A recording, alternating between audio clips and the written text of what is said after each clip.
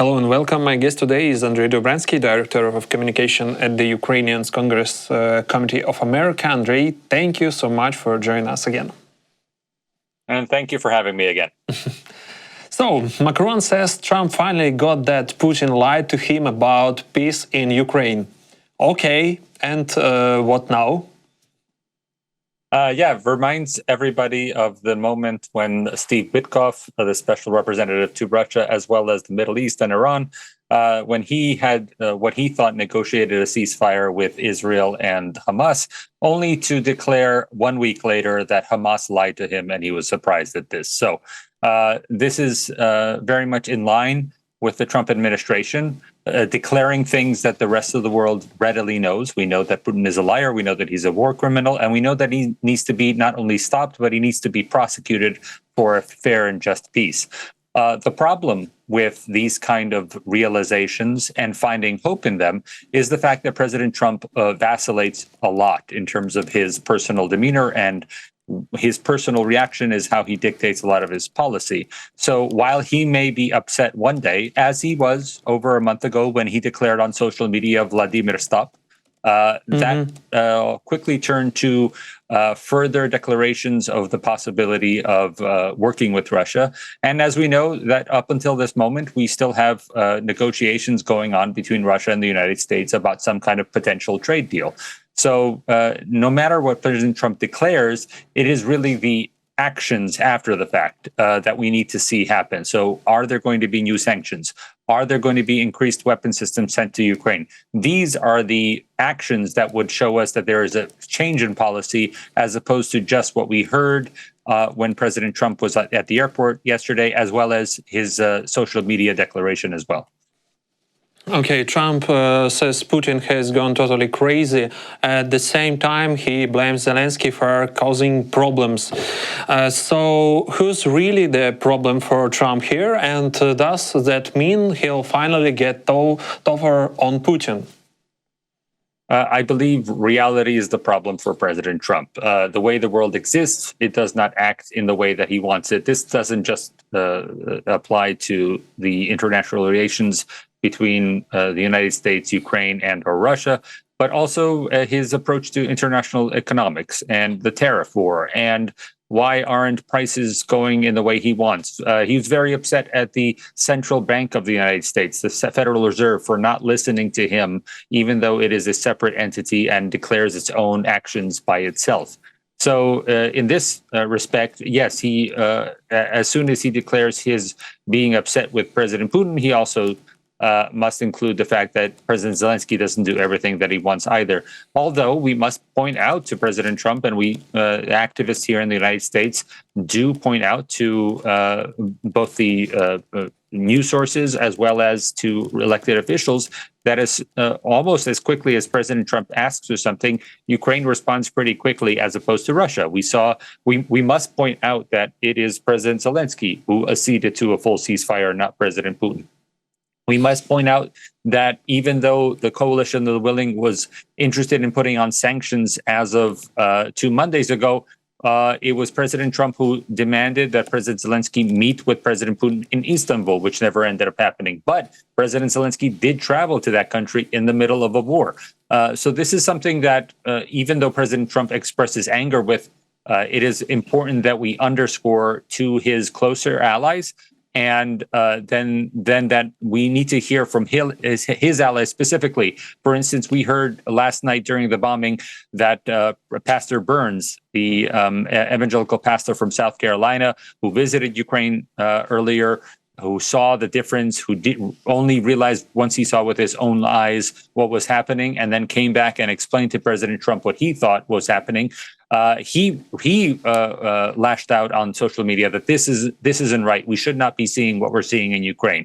So it's a combination of activists explaining to Republican officials, but also Americans with knowledge of what's happening in Ukraine. They need to talk to President Trump as well. Moscow keeps using fake Ukraine hit us first excuses to cover up its war crimes. Is Trump still buying that old trick? It's not so much whether he's buying it, but it seems that there are people in the circle of President Trump, whether it's official members of his administration or special representatives like Steve Witkoff. We know that Steve Witkoff has broken off conversations with Russia in person until there was any movement. He seems to be fully focused on Iran going forward and not sitting and meeting with Russian officials. For instance, he wasn't even involved in any potential talks in Turkey when that was happening. We know that the State Department had representatives, including Marco Rubio there, as well as Keith Kellogg now seems to be elevated back into a prime position to be a part of the negotiating team, as opposed to Steve Witkoff 2 months ago. We thought that was completely reversed. So this is what needs to be happening. We need to see the right people being involved in the negotiations, and the right people are the ones who visit Ukraine. Steve Witkoff has not, President Trump has not, J.D. Vance has not, and we need to, once they go to Ukraine, they can explain more cogently to President Trump what is happening, that these lies that President Putin is saying, the lies are self-evident if you simply watch online, but if you go to Ukraine itself, you see the lies directly. You see the children that are being targeted. You see the fact that an increasing amount of civilians have been targeted since President Trump took office. And that should be the number one fact that should be underscored for President Trump, that since he came to office, he is not helping the situation. Actually, the situation is getting worse.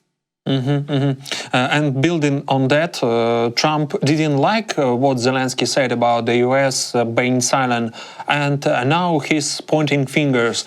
Is he really gonna walk away from Ukraine over that?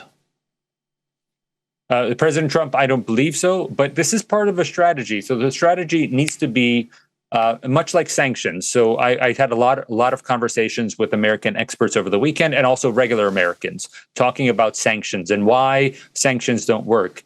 And my explanation is that sanctions are just one weapon. We never use just one weapon when doing a broad strategy to cripple an opponent. This was a big problem in the air campaign against Yugoslavia in the 2000s. Also the air campaign against Libya and other nations more recently.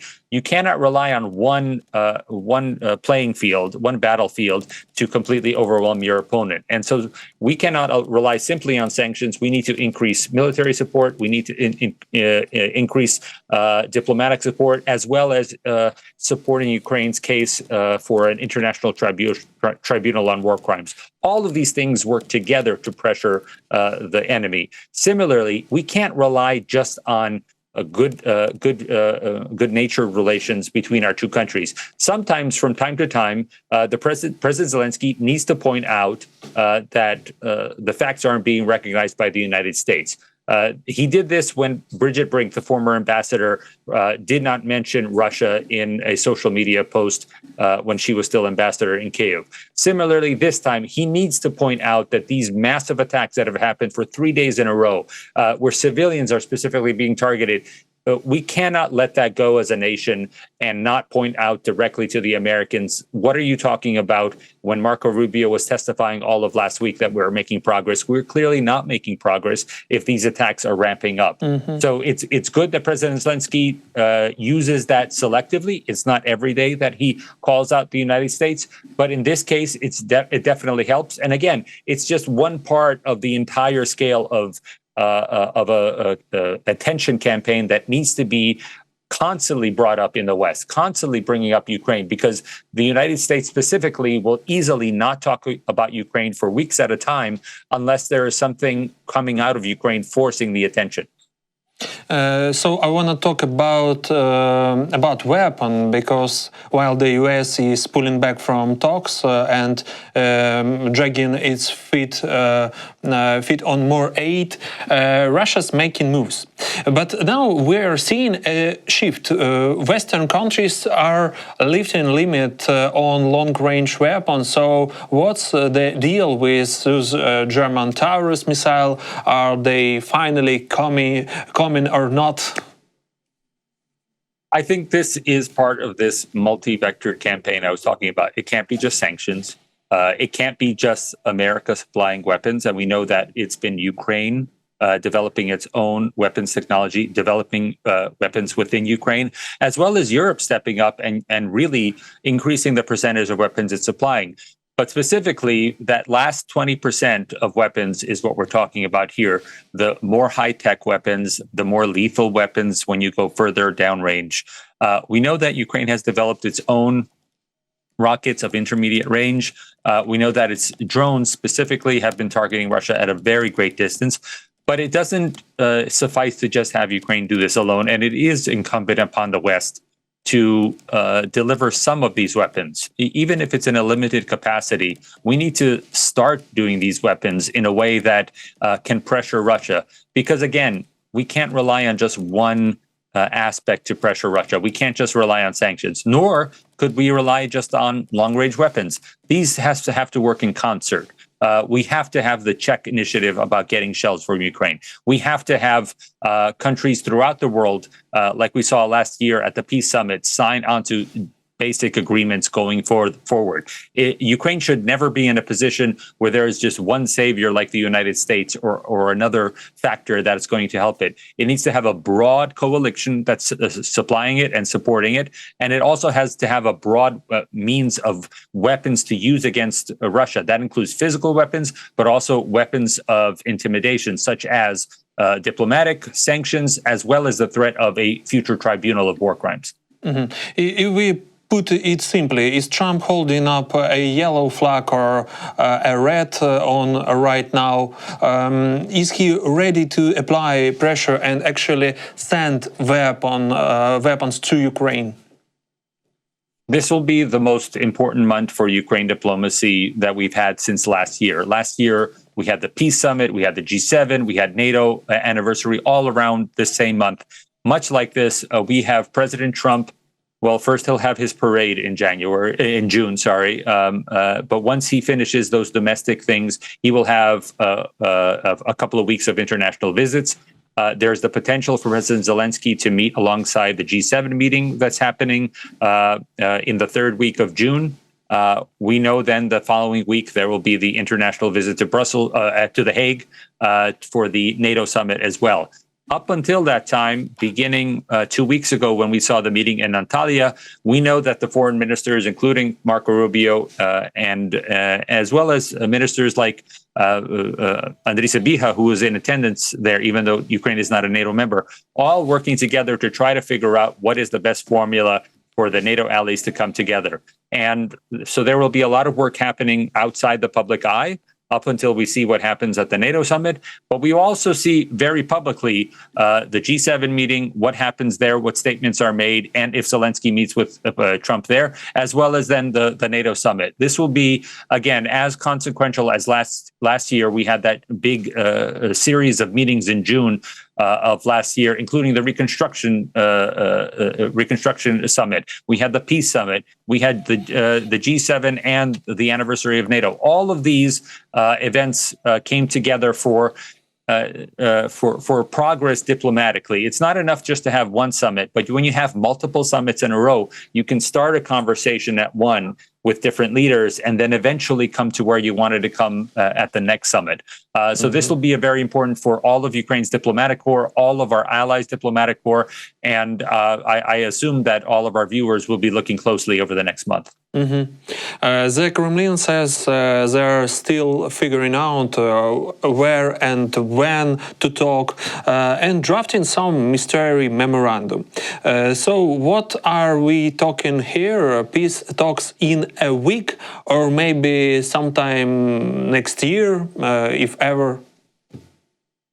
Well, I feel this is the same position we were in December of 2019 when we had the Normandy format meeting in Paris, and everybody thought there would be a meeting fairly quickly. It's always been the enemy who has delayed these kind of meetings because there is no interest from the enemy to come to a peace agreement with Ukraine. They want to eliminate Ukraine. So while we did have some sort of progress, the West would say that we had progress in the fact that there was some sort of meeting in Istanbul. We know from all the reports coming out of Istanbul that this was not a productive meeting, apart from the fact that we still are getting the prisoner swaps. Other than that, there was really no progress made towards peace. And if anything, the Russians were even more antagonistic during that Istanbul meeting. I don't see how that kind of perspective on who they sent to Istanbul, what the message that they put out in Istanbul, that doesn't show that they're going to work towards next summit anytime soon. And frankly, I would be surprised if Russia didn't start attacking with more ground troops around the same time as the G7 or the NATO summit. This is what they did when they began the war, the full-fledged invasion in 2022, when they held the chairmanship of the UN Security Council, professed that they were not planning any invasion and yet invaded during that time. They do like to interrupt the rest of the world, much like they interrupted the Olympics when they invaded Georgia, by doing their own military assaults in contravention to everything that's being talked around in the rest of the world. Trump has delayed imposing massive tariff on all EU goods. Can you explain why, or maybe give us your take on this news?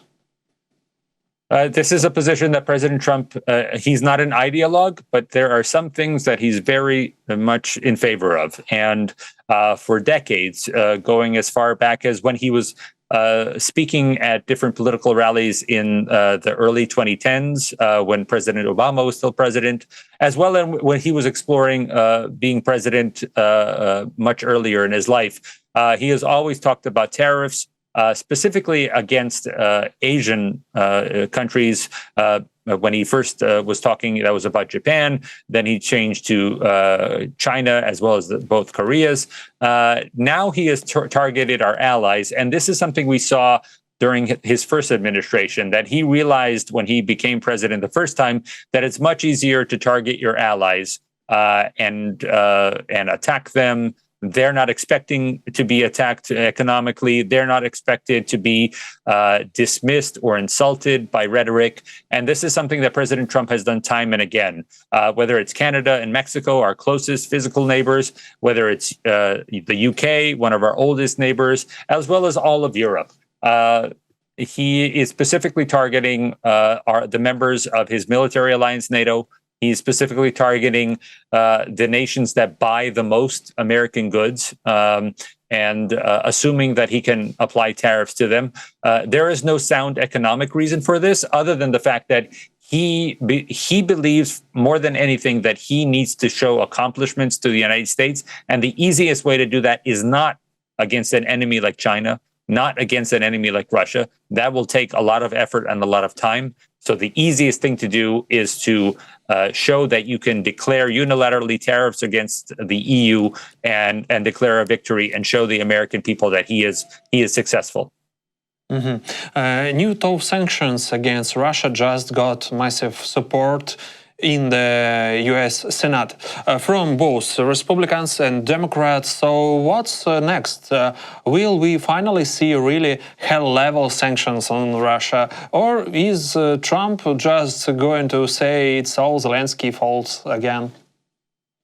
What I always tell people who are working in advocacy is the Senate and any parliament is a very complicated space. You can work for a year or 2 years on a specific piece of legislation, and it might not come to fruition because of politics that you are not involved in. And in this case, we have the Senate who has been working towards these sanctions since last September. We know they had an election, change of Senate, but the beginnings were really last summer when Lindsey Graham was visiting Europe with other members of the Senate, and they started thinking about how to seriously increase sanctions against Russia. What is the problem that I began this with? The problem of internal politics. This has just been a Senate initiative so far. There are people in the House who declare that they would like to support this, but there is no set legislation through the House Foreign Affairs Committee yet about this, or the House Finance Committee in as far as this relates to tariffs. The House is currently on a break this week. They have their vacation for Memorial Day after completing their vote for the national budget. They have passed the national budget. The Senate wants an entirely different national budget, so they are at odds with each other, even though they are controlled by the same political party. And in between, exists the sanctions regime. So will we have the House and Senate talk about the national budget first? Will the House perhaps bring up the sanctions regime that the Senate is working on? I don't know which one comes first, but I would assume that it's going to be the domestic politics first, which is the national budget, and see what happens first and what kind of negotiations begin there. And then as far as the sanctions regime getting passed by both the Senate and the House, I don't expect that to happen before later this summer. Okay, thank you, Andrij. And one more interesting question. The US doesn't want to give Patriot System to Ukraine for free, but they are willing to sell them. But Rubio said they don't actually have any available. So what's the trust here? Well, the thing, and this has been the case from the very beginning, is the fact that these Patriots need to be sourced from different countries, really. The United States, for the most part, needs to give its permission because it's the primary technological rights holder. And then whether it's, I'm assuming it's going to be paid for from those other countries. Those countries might send those weapon systems back in exchange for something else from the United States. Then the United States can sell them, or it could be directly purchased from the other countries. It is true that we are not making enough Patriots for the needs of the world. And until such time as we ramp up production, I think there's a very serious case to be made to weapons manufacturers that we need to be ramping up production of these kind of systems. We will see if that's going to be the case. We just got the United States up to speed on producing artillery shells. So we've just, in the last year, went online with a brand new facility to make those. Otherwise, we've been using 60-year-old facilities to make artillery shells. Europe is still not manufacturing as many shells as they have promised, nor are they upgrading any of their more technological weapon systems like the Taurus and Storm Shadow in terms of how many they can produce in a year. So I think on both sides, both the European and the United States, they need to increase manufacturing, or else Ukraine is just going to increase its manufacturing base by itself. So thank you so much, Andrij. I really appreciate your time and insight. Great having you with us. Thank you so much.